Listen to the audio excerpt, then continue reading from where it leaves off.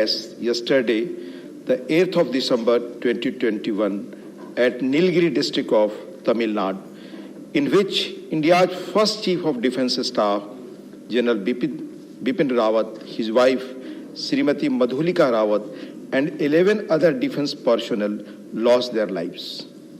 Born in March 1958 at Pauri in Garhwal district of Uttarakhand, in a family of army veterans, General Rawat was commissioned on 16th December 1978 into the 5th Battalion of the 11th Gorkha Rifles.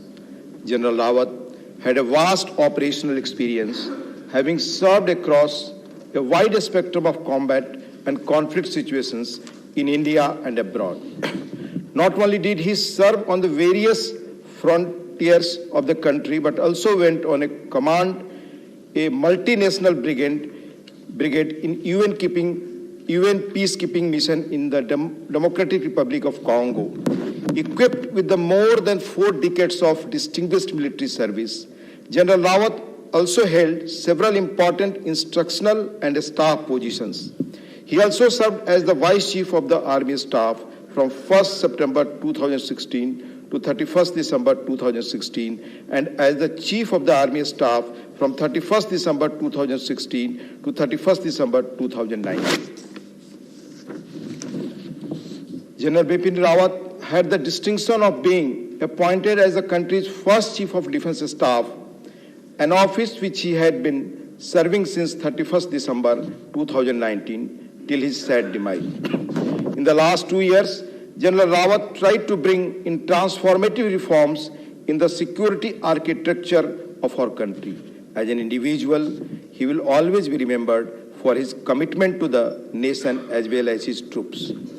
General Bipin Rawat was the recipient of several medals and honors, including the Param Vishisht Seva Medal, Uttam Yuddha Seva Medal, Sena Medal, and the Chief of Army Staff Commendation on 2 occasions. He was also awarded the Force Commander's Commendation twice while serving in the UN peacekeeping forces.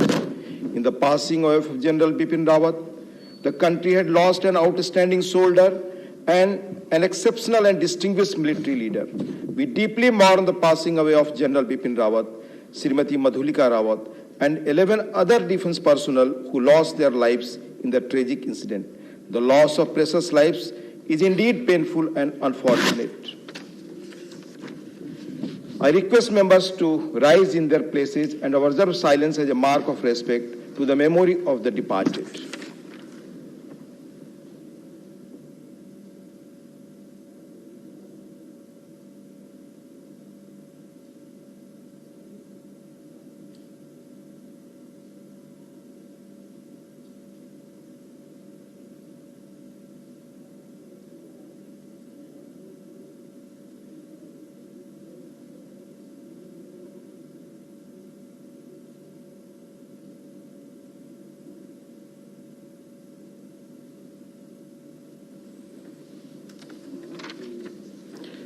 Secretary General will convey to the members of the bereaved family our sense of profound sorrow and deep sympathy.